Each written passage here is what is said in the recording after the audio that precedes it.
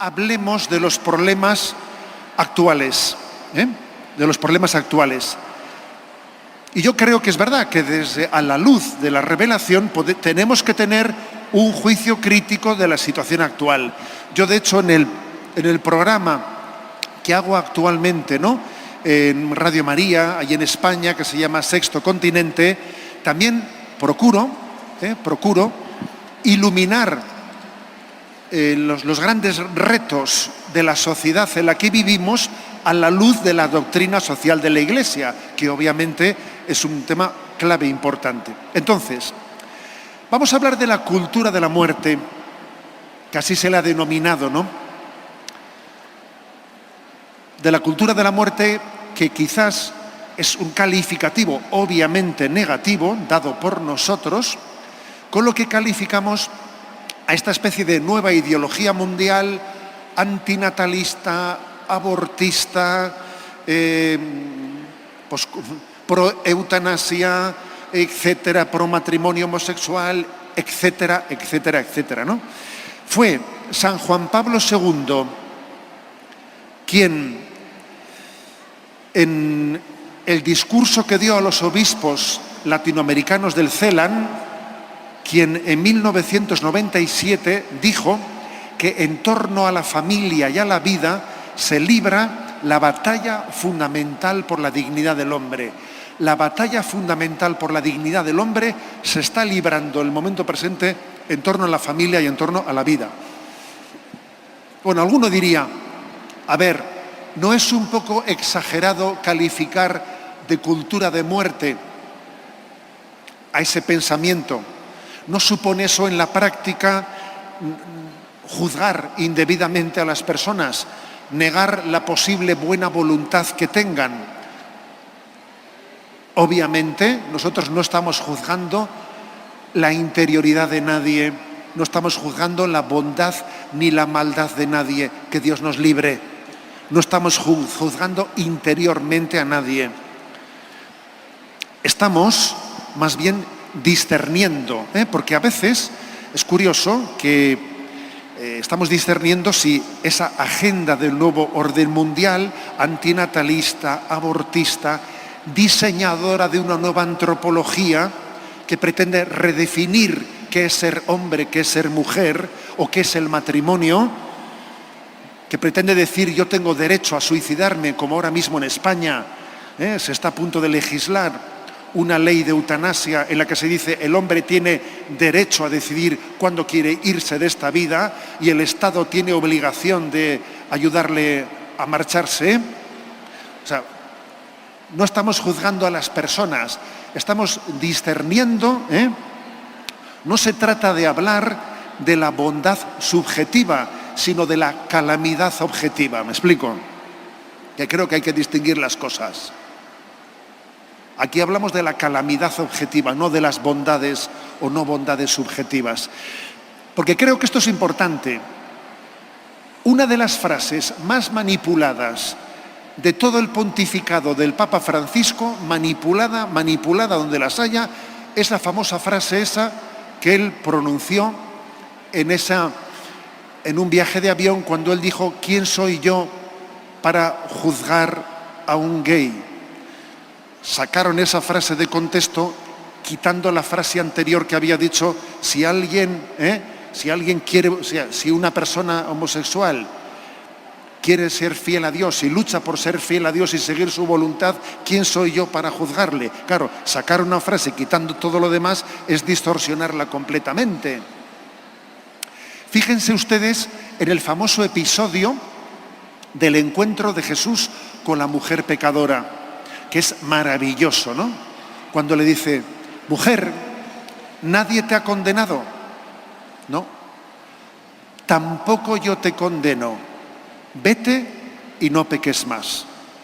Es decir, en ese pasaje evangélico, el Evangelio es impresionante, porque no puede decir más con menos. Tiene una capacidad de concentrar, ¿no?, el don de la revelación.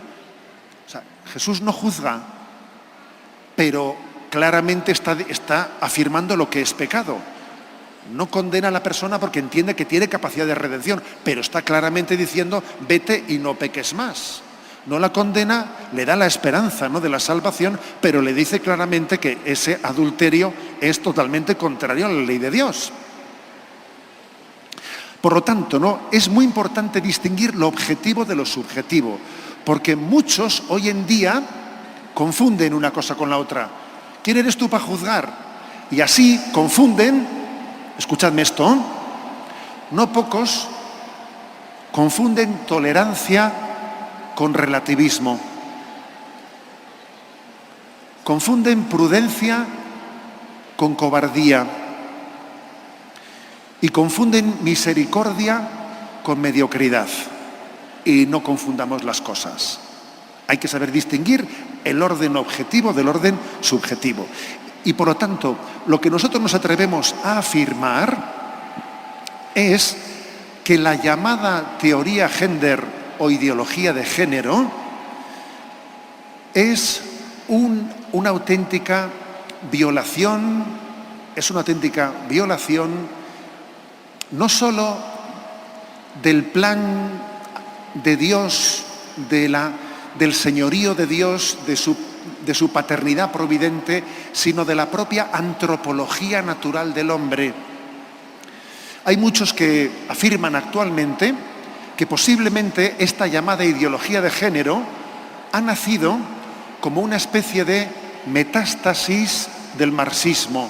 ¿Qué quiero decir yo con esto? A ver, todos somos conscientes de cómo el marxismo, el comunismo, en el siglo XX intentó imponer una ideología contra la concepción religiosa del mundo, diciendo que la religión es el opio del pueblo, que es un invento que se han inventado algunos para mantener a los pobres bien sujetos, y que quitando la fe, se iba a conseguir una sociedad absolutamente igualitaria, ¿no? Todos sabemos lo que pasó. El comunismo cayó, pero además pasó una cosa, que la fe cristiana se mantuvo especialmente fuerte en los países comunistas. Fíjese, por ejemplo, Polonia. ¿Por qué? La fe pervivió por la familia, porque la familia era fuerte. La familia polaca, el Estado sería comunista, pero la familia era fuerte. Y quien transmitía los valores, ¿quién era? La familia. Porque decía Chesterton que una familia fuerte es como un Estado independiente. Tiene mucha gracia esa frase, Decía Chesterton, una familia fuerte es como un Estado independiente. Ponme comunistas, nazis o lo que quieras, que en la familia se transmiten los valores, ¿sabes? Y eso pasó claramente en los países comunistas. Se dieron cuenta que su estrategia fracasó. ¿Por qué fracasó? Porque con la familia no pudieron. Entonces, ¿ahora qué han hecho? Se ha hecho como una estrategia rediseñada en la que han dicho, ahora vamos a hacerlo de otra manera. Ahora vamos a ir a por la familia.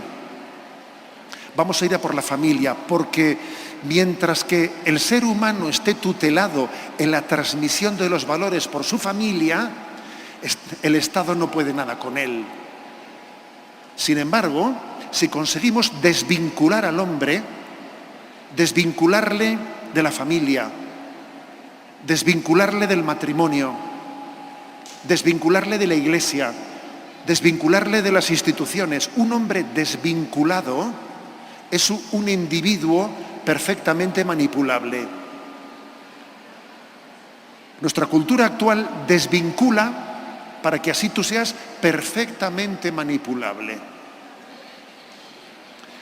El Estado, un Estado totalitario, no quiere tener a la familia como interlocutora, porque una familia unida da mucho respeto,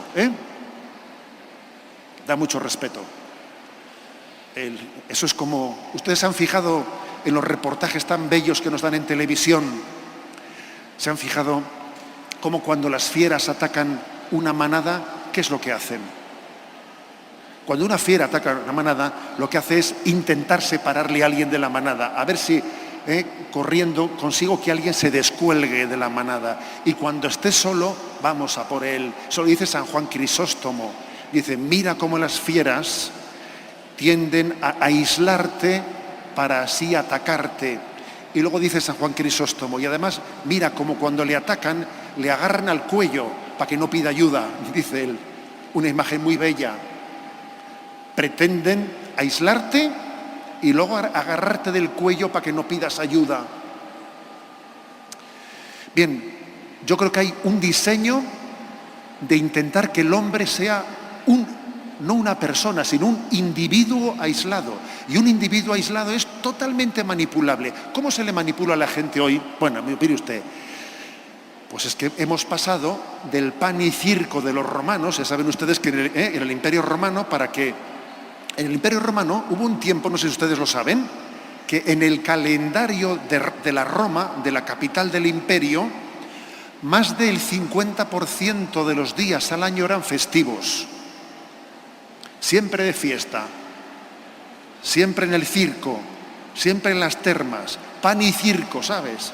Dale a la gente pan y circo y la tienes contenta, y el emperador hará lo que le dé la gana, ¿sabes?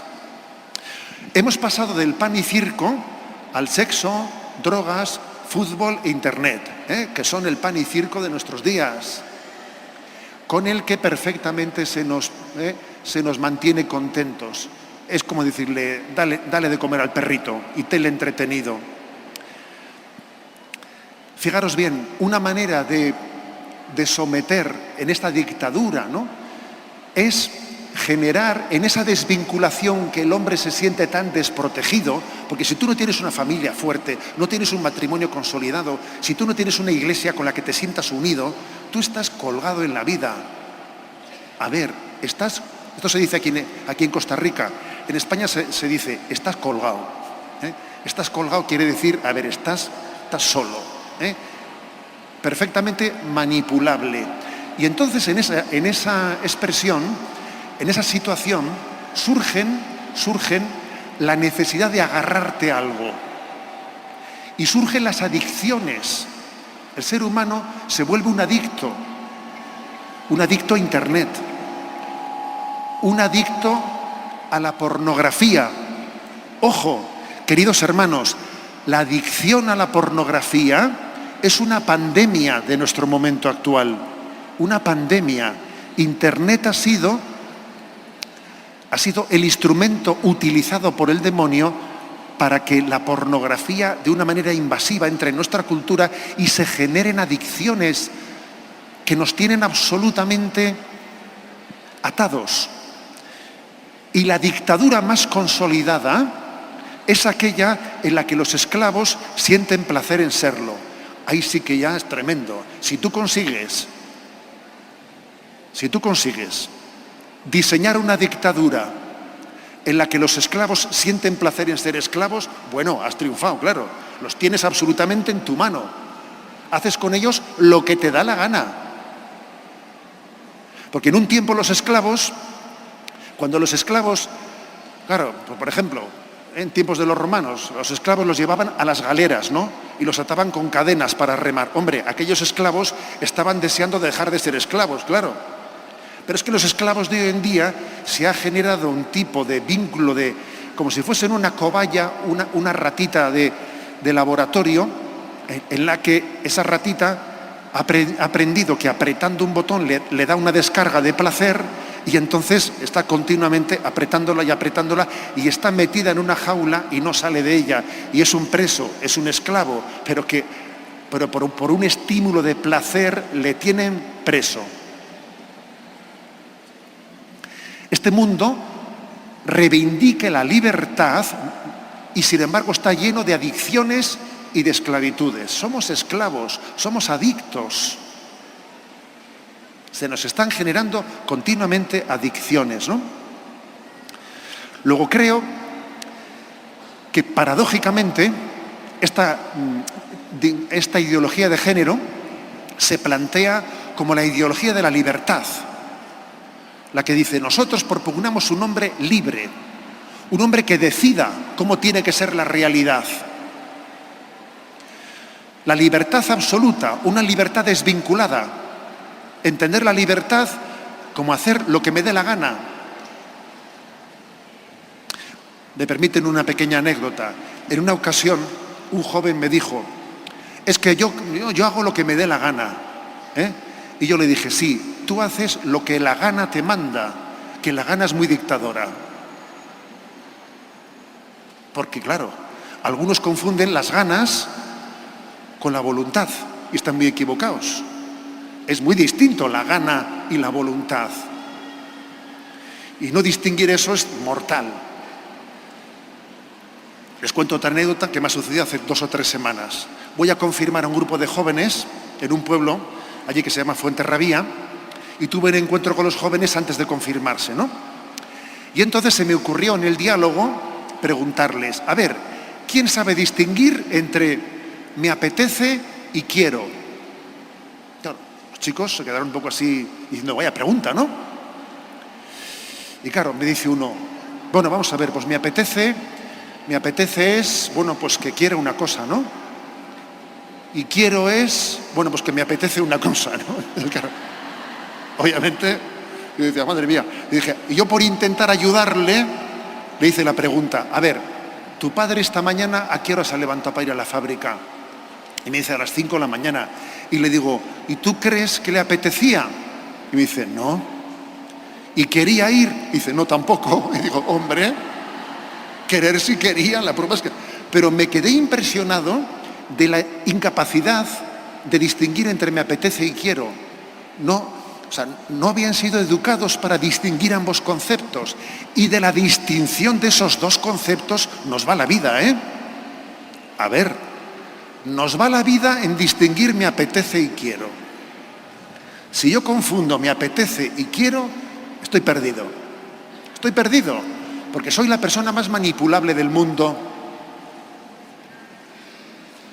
Estaba diciendo que creo que es muy importante que desenmascaremos el engaño. Esto que estoy haciendo es intentar dar pautas de discernimiento para desenmascarar un engaño. La ideología de género se presenta como la ideología del deseo. Tú tienes derecho a hacer lo que deseas. Además, el deseo se impone a la realidad. Si yo deseo ser hombre, pues seré hombre aunque sea mujer. Y si yo deseo ser mujer, pues seré lo contrario. No, es tu deseo el que se impone a la naturaleza. A ver, pero nuestros deseos no son lo mismo que nuestra voluntad. No es lo mismo. Confundir deseo con voluntad es como darte cuenta que esos deseos, pues muchísimos de ellos, por no decir todos, ¿no?, han nacido de las heridas que tienes dentro de ti. Estás lleno de heridas afectivas, tienes heridas afectivas. Entonces, confundir tus deseos con tu voluntad es como respirar por tus heridas. Y uno no puede respirar por sus heridas, tiene que respirar por los pulmones, que es distinto. Y la ideología de género convierte a las heridas en los pulmones, confunde el deseo con la voluntad. Este es un tema clave e importante, ¿no?, en el que tenemos que tener claridad de discernimiento. Un detalle. Yo sé, claro, antes hemos dicho en la intervención anterior cómo el catecismo de la Iglesia Católica pone las bases de entender la creaturalidad del hombre. Yo he sido creado, yo no decido quién soy. Mi ser, mi naturaleza ha sido dada. La antropología de lo que es un matrimonio, la unión del hombre y la mujer, a ver, eso no lo ha inventado la Iglesia, eso no lo ha inventado, eso está inscrito en la ley natural, ¿no? Entonces, como nosotros a veces solemos, ¿no?, remarcar, y debemos de hacerlo, ¿no?, pues como en la misma creación Dios nos creó hombre y mujer, y Dios hizo que hubiese una complementariedad entre el hombre y la mujer para crear un matrimonio que es la columna vertebral de la familia, y Dios ha creado al hombre y la mujer en una estructura binaria, el uno para el otro, etc. Algunos dicen, sí, pero eso lo dice la Biblia, pero tú no pretendas imponer la Biblia, el pensamiento de la Biblia al resto de la sociedad. Porque somos una sociedad plural y hay creyentes y no creyentes, y tenemos que construir pues una especie de leyes que sirvan para todos. Ese argumento, ¿ustedes lo han escuchado? Claro, ese argumento se utiliza mucho. Pero es que detrás de ese argumento hay una ignorancia muy grande, que es el hecho de la existencia de una ley natural. A ver, el aborto no es malo porque la Iglesia diga que es pecado. No. La Iglesia dice que es pecado porque el aborto es malo, que es distinto. ¿O qué? O nos vamos a pensar, o nos vamos a pensar que la ley de Dios no tiene que ver nada con la ley natural. La ley de Dios es la que funda la ley natural. Les repito este ejemplo. Nosotros no decimos que el aborto hay que prohibirlo, que sea malo, porque la Iglesia dice que es pecado. No. La Iglesia dice que es pecado porque el aborto es contrario a la dignidad del hombre. Ofende a Dios lo que daña al hombre. ¿O qué? Eso lo dice Santo Tomás de Aquino. Ofende a Dios lo que daña al hombre. No es que la moral religiosa sea una cosa que no tiene nada que ver con la ley natural. Fíjense ustedes, dice el Catecismo de la Iglesia Católica en el punto 1955, cita a Santo Tomás de Aquino.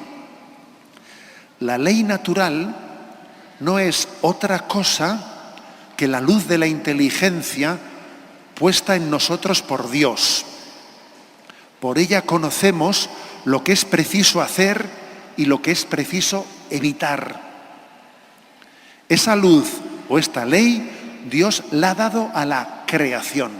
O sea, es decir, que incluso los creyentes de otras religiones o incluso las personas que no tienen fe han recibido una inteligencia, una razón para distinguir en su conciencia el bien del mal. Y para entender, por ejemplo, que el aborto es contrario a la dignidad del hombre. Porque tenemos una ley, una razón natural, ¿no? Y por lo tanto hay unas bases comunes en el razonamiento, en el discernimiento, para pedir que se legislen unas leyes que sean al servicio del bien común de creyentes y no creyentes. Por ejemplo, ¿no? En España, que estamos en ese debate sobre la eutanasia, en un medio de comunicación en el que estuve recientemente, pues me decían, ¿no? En un debate me dijeron a mí, bueno, pero usted es creyente, pero eso de que Dios, la vida ha sido dada por Dios y solo Dios nos puede pedir la vida, solo dice usted que cree en Dios, pero yo no creo en Dios.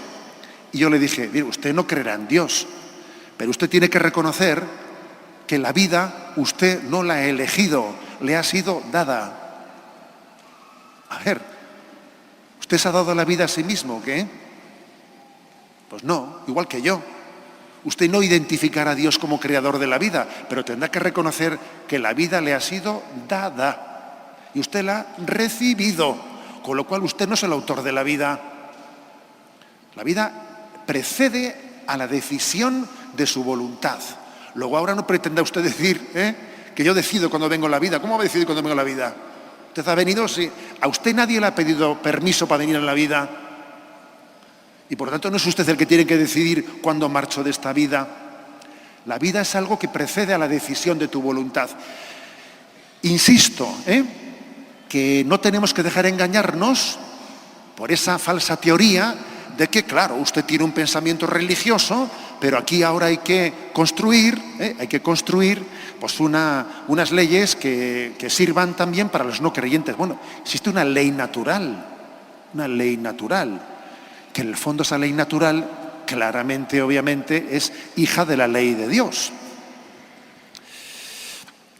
Nosotros creemos que hay una tríada, un triángulo, que es naturalmente y sobrenaturalmente indisoluble, que es amor, sexualidad y procreación. Son tres cosas en una. Cuando se separa Fíjense ustedes bien, cuando se separan una de la otra, se produce una catástrofe. Las tres están íntimamente unidas. Lo que Dios ha unido, que no lo separe el hombre. Llegó allá por los años 60 la pastilla anticonceptiva. Y entonces San Pablo VI, con una valentía impresionante, en pleno mayo del 68, 2 años después de la revolución sexual del mayo del 68, promulgó la encíclica Humanae Vitae, contra vientos y marea, siendo capaz de decir una palabra a contracorriente completamente, con una crítica tremenda por parte del mundo, ¿no? De ese pensamiento que predicaba el amor libre en el mayo del 68. Y él dijo que si se separa por la anticoncepción, si se separa la sexualidad de la procreación, llegaría un momento en que también se separe el sexo del amor. Y la gente le dijo, no sea usted aguafiestas, eso no va a ocurrir nunca. El sexo y el amor están juntos y entonces, además así, gracias a la anticoncepción, la gente se amará más. La gente se amará más gracias a la anticoncepción. Ha sido todo. 50 años después podemos decir que todo ha ocurrido como lo predijo Pablo VI. Se separó la sexualidad, el sexo de la procreación. Bien, pues después se separó el sexo del amor. Y con el tiempo se quiere separar la sexualidad de la propia identidad personal. Es una especie de concatenación de divorcios, ¿no? Y fijaros bien, y ahora estamos también en otra situación. Nosotros afirmamos claramente que el ser humano se procrea, no se reproduce. Hay una diferencia esencial entre decir que somos procreados a decir que nos reproducimos. A ver, se reproducen los animales. Se reproducen los animales. Yo soy hijo de una madre que tengo la gracia de Dios de que vive conmigo, es un regalo que Dios me ha dado, y ella es una mujer de campo, de caserío, y yo he visto en mi juventud, pues cómo iban los veterinarios pues a inseminar a las vacas, etcétera y tal. ¿Por qué? Porque los animales se reproducen, pero es que el ser humano se procrea, y la procreación es un recordatorio de que la llegada de la vida al mundo coincide en que en el momento en que por el acto sexual el esposo y la esposa, en esa expresión del amor, engendran biológicamente un embrión, en ese mismo momento Dios hace el acto creador de la vida.